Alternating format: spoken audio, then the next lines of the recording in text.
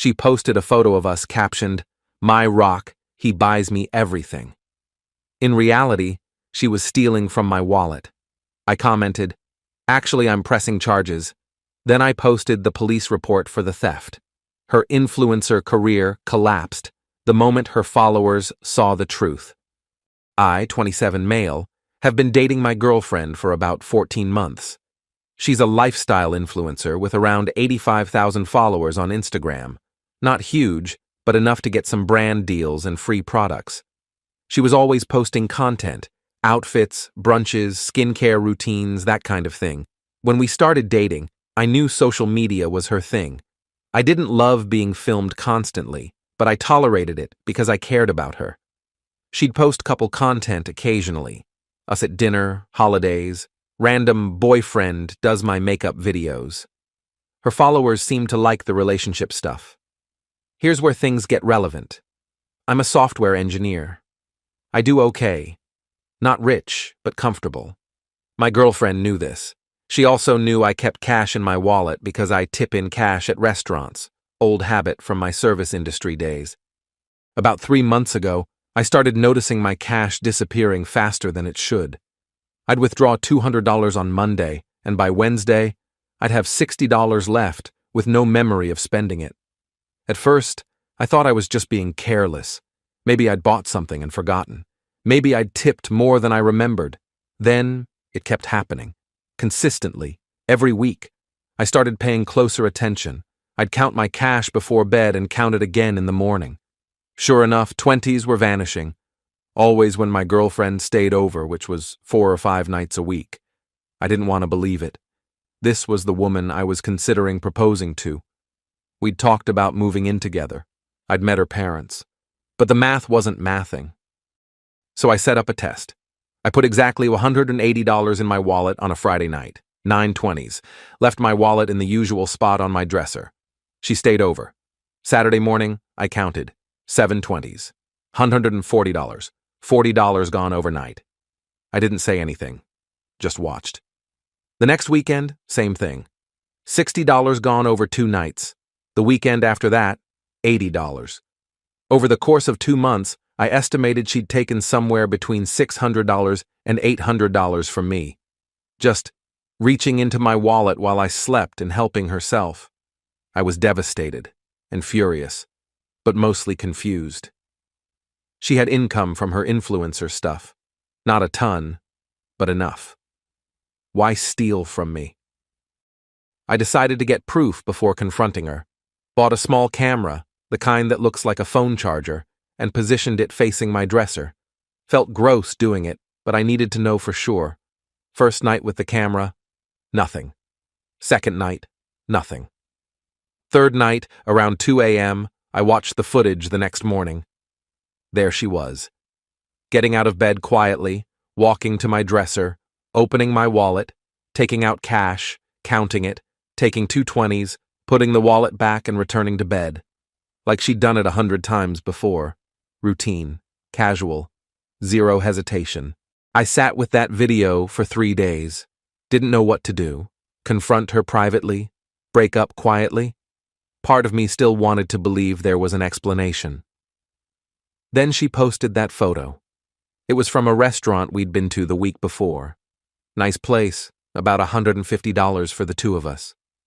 She'd posted it with the caption, "Date night with my rock, he spoils me rotten." Seriously, this man buys me everything. I'm so blessed. Boyfriends of Instagram so spoiled #lucky girl. The comments were full of people saying how lucky she was, asking where they could find a boyfriend like me, saying I was goals. Meanwhile, she was literally stealing from my wallet.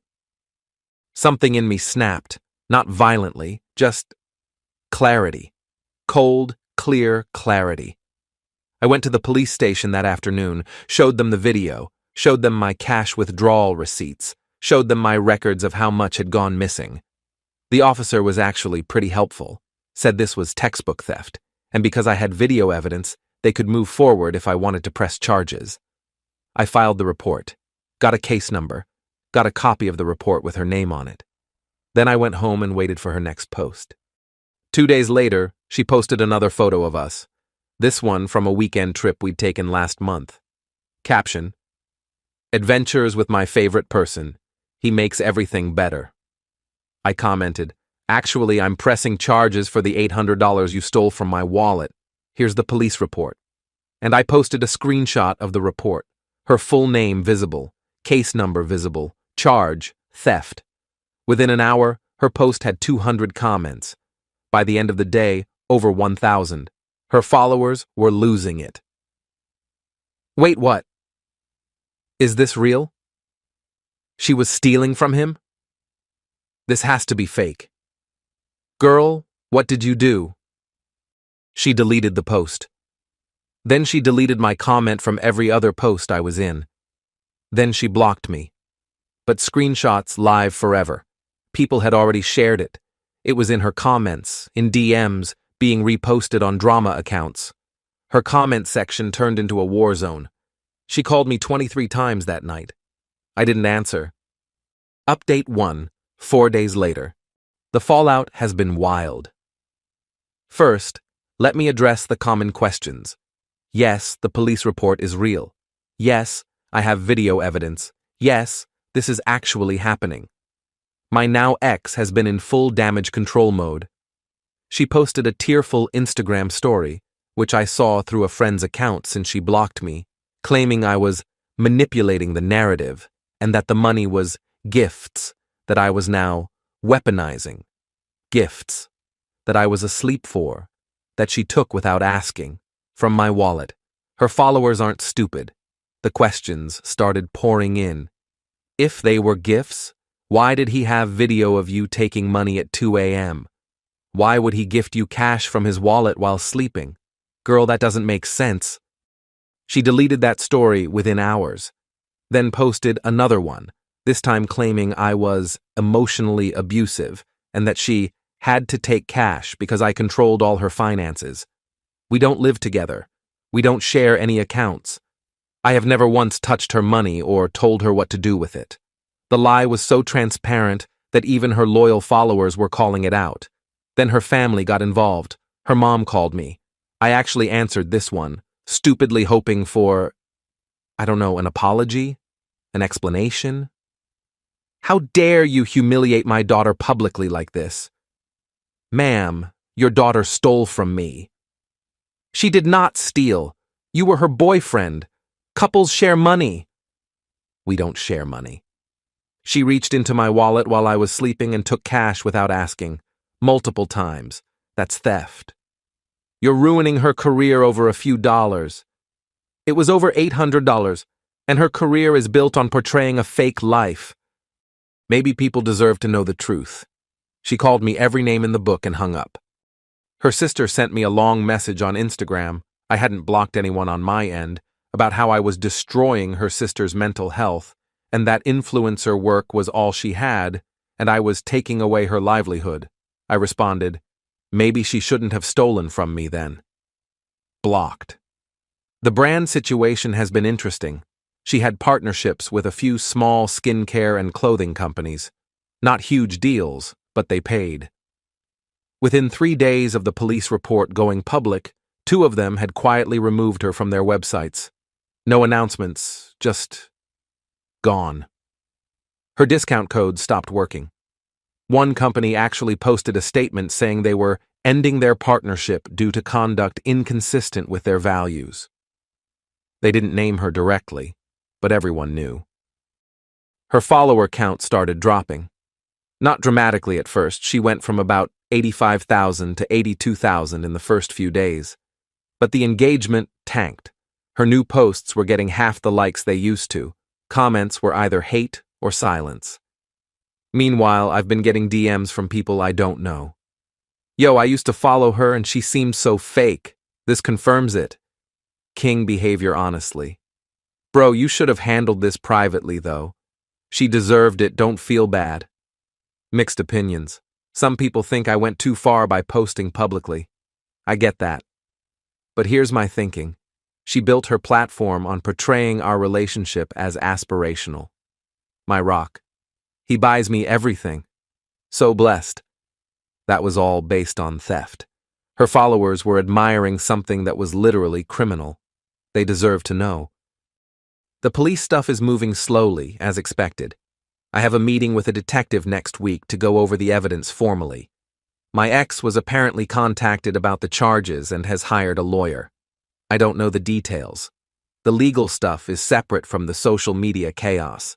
Her lawyer sent me a cease and desist letter demanding I remove all posts referencing her and delete the screenshot of the police report. They're claiming defamation. I forwarded it to an attorney friend. He laughed.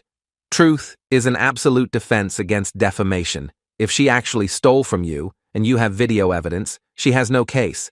They're trying to scare you. I'm not scared. I'm just tired. But I'm not backing down either. Update 2 weeks later. Things escalated in ways I didn't expect.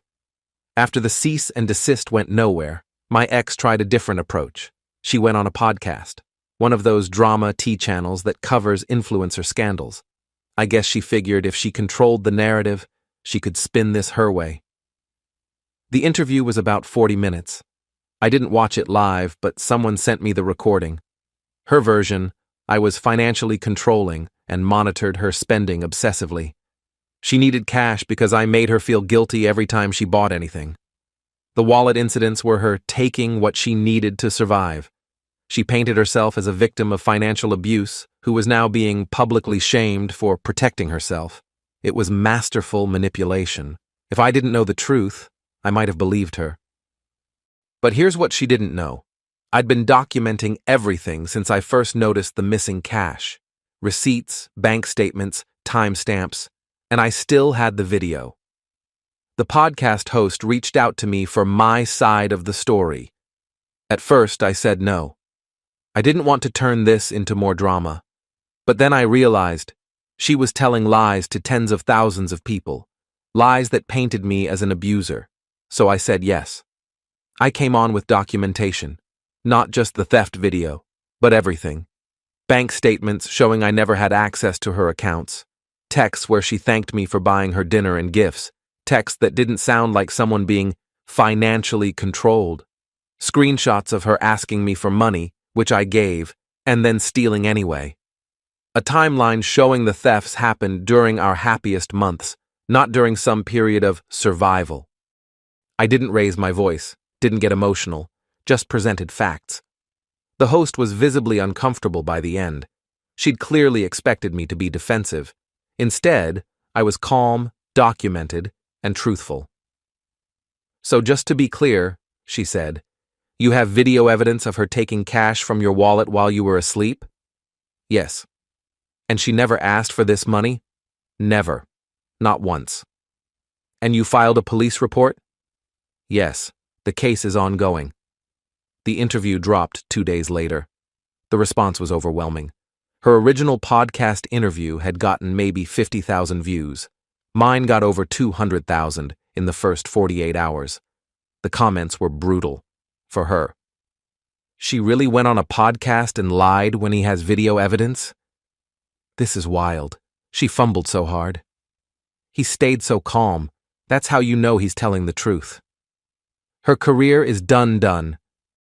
Her follower count, which had stabilized around 78,000, started dropping again. By the end of the week, she was at 71,000, then 65,000. The hemorrhaging was real. But here's where it gets legally interesting. The detective called me, said they'd reviewed everything and were moving forward with charges. Misdemeanor theft, based on the total amount and the video evidence. She'd been formally charged. My ex's lawyer reached out to mine. Yes, I actually got a lawyer at this point, to discuss a resolution. They wanted to know if I'd consider dropping charges in exchange for restitution plus a public apology. I thought about it. The money wasn't really the point, but accountability was. My counter, full restitution of $820, my documented estimate, a public statement admitting she stole from me with no caveats or excuses, and an acknowledgement that her previous claims of financial abuse were false. Her lawyer said they'd get back to me. Final update, 5 weeks later. It's over. Mostly. After 2 weeks of negotiation, my ex agreed to a deal. Here's what happened. She paid me $820 in restitution. Transferred directly, documented. She posted a public statement. Not the mealy-mouthed, "I'm sorry you felt that way" nonsense. An actual admission. Her lawyer fought hard against the wording, but I wouldn't budge. The final statement read, "I want to address the situation with my ex-boyfriend. I took money from his wallet without his knowledge or permission on multiple occasions.